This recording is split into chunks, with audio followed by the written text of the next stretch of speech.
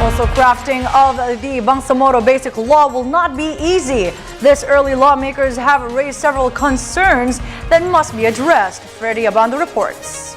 The government's quest for peace with the MILF enters a new stage with the signing of the normalization, the last of four stipulated in the framework agreement signed in October of 2012.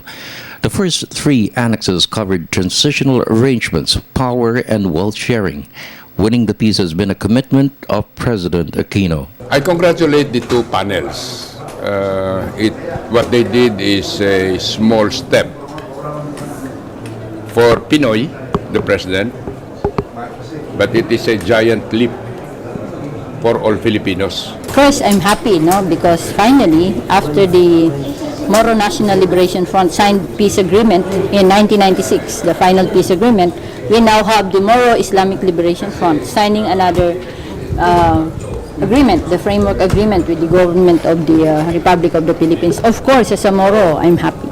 The next stage of the peace process is the drafting of the bill which will lead to the establishment of the new Bangsamoro entity. The measure will be submitted to Congress for its consideration.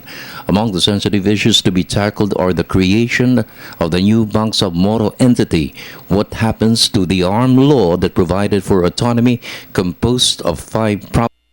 Will the law be repealed? Will it cover additional areas or not? The people's vote for inclusion or exclusion. A major concern is whether there is a need to amend the Constitution. Unang-una, iintayin namin kung ano man yung mga proposed bill that will, yung may kinalaman sa peace talk. And then we will give it our, a high, if not the highest priority that we can ever give. Dahil considering na importante ito, hopefully that it will usher a final peace sa Mindanao. Kasama na of course sa pagtalakay naman niya, titignan namin if it will require constitutional amendment. Hopefully sana hindi, para mas mabilis. House Defense Committee Chairman Rodolfo Biazon stressed the disposition of MILF forces should be stated clearly. If there is no integration of all MILF forces, what is the process for surrendering their arms? Biazon wants to know if a Bangsa police force will be created. Biazon stressed these are concerns that must be addressed decisively to avoid a repeat of the government's sad experience of Nurmiswari. We must learn from the decommissioning of forces with the MNLF. Di ba? Alam natin kung ano nangyari. 20 or so years after the peace process, ano nangyari sa Zamboanga?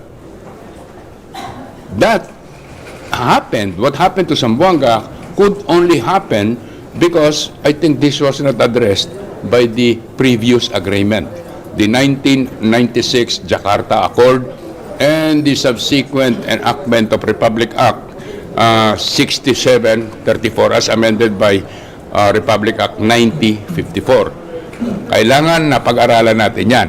Baka magkaroon tayo ngayon ng agreement with the MILF, and then in some future times, what happened to Zamboanga will happen again. For the People's Television Network, this is Freddie Abando reporting.